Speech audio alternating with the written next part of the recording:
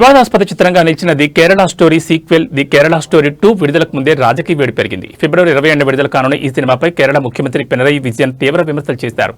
కేరళ ప్రతిష్టను దెబ్బతీసే విద్వేషపూరిత ప్రోపగాండంగా ఈ చిత్రాన్ని అభివర్ణించారు. గతంలో తిరస్కరించిన లవ్ జిహాద్ అంశాన్ని మళ్లీ తెరపెక్కిస్తున్నారని మండిపడ్డారు. ఈ వివాదం బాక్సాఫీస్పై ఎలా ప్రభావం చూపుతుందో ఆసక్తి నెలకొంది.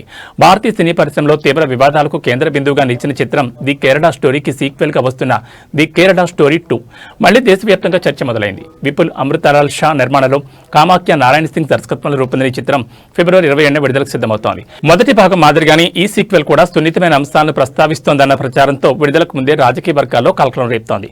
ది కేరళ స్టోరీ మొదటి భాగం విడుదల సమయంలోనూ వివాదాలు చెలరేగిన సంగతి తెలిసిందే. ముఖ్యంగా సినిమాలో ప్రస్తావించిన లవ్ జిహాద్ అంశం వేలాది మహిళల మతం మారినట్లు చూపిన గణాంకాలపై తీవ్ర విమర్శలొచ్చాయి.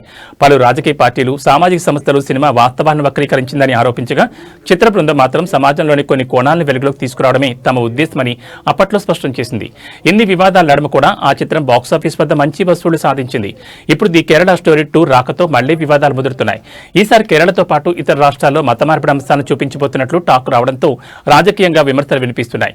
ముఖ్యంగా కేరళలో అధికార పక్షం, ప్రతిపక్షం ఈ చిత్రాన్ని దుయ్యబడుతున్నాయి.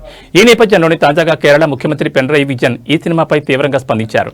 కేరళ రాష్ట్రాన్ని ప్రపంచం ముందు తప్పుగా చూపించే ప్రయత్నంగా ఈ చిత్రాన్ని ఆయన అభివర్ణించారు. అక్షరాస్యత, సామాజిక అభివృద్ధిలో దేశానికి ఆదర్శంగా నిలిచిన కేరళను ఉగ్రవాదానికి కేంద్రంగా చిత్రీకరించడం వెనుక కుట్ర ఉందని ఆరోపించారు. గతంలో దర్యాప్తు సంస్థలు, న్యాయస్థానాలు, కేంద్ర హోం మంత్రిత్వ శాఖ కూడా తోసిపుచ్చిన లవ్ జిహాద్ అంశాన్ని మళ్లీ తెరపైకి తీసుకురావడం మతపరమైన విభజనకు దారితీసే ప్రయత్నమని మండిపడ్డారు. ఇలాంటి సినిమాలు రాష్ట్ర ప్రతిష్టను దెబ్బతీసే ప్రమాదం ఉందని పినరయి విజయన్ ఆందోళన వ్యక్తం చేశారు. ఇలాంటి తప్పుడు సందేశాలు ఇచ్చే చిత్రాన్ని ప్రజలు కూడా తిరస్కరించాలని పిలుపునిచ్చారు. శాంతియుత వాతావరణంతో ఉన్న కేరళను అప్రదిష్ట పాలు చేయడానికి సినిమాల పేరుతో కొన్ని శక్తులు ప్రయత్నిస్తున్నారని మండిపడ్డారు.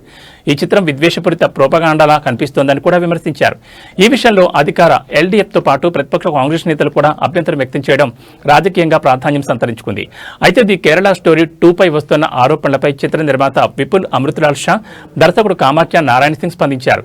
తాము ఎవరిని లక్ష్యంగా చేసుకుని సినిమా తీయలేదని, సమాజంలో ఉన్న కొన్ని వాస్తవ సంఘటనల ఆధారంగా నిర్మించామని తెలిపారు. కళాకారులకు తమ అభిప్రాయాలను వ్యక్తపరిచే స్వేచ్ఛ ఉందని, సినిమాను పూర్తిగా చూసిన తర్వాతే ఎవరైనా దీనిపై అభిప్రాయం ఏర్పరచుకోవాలని కోరారు. వివాదాలు రేపడం తమ ఉద్దేశం కాదని, చర్చకు దారితీసే అంశాన్ని చూపించడమేనని వారు స్పష్టం చేశారు.